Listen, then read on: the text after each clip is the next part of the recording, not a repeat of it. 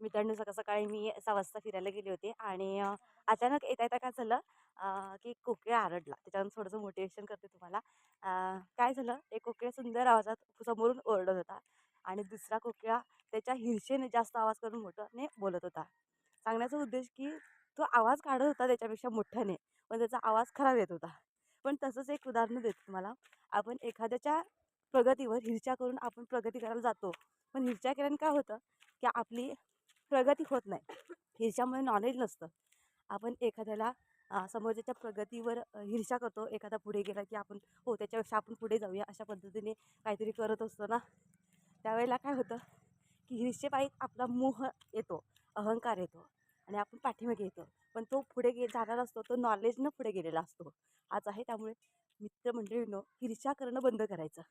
म्हणजे ईर्ष्या न केल्याने आपण पुढे नॉलेजनुसार गेलं तर आपण यशस्वी होऊ शकतो.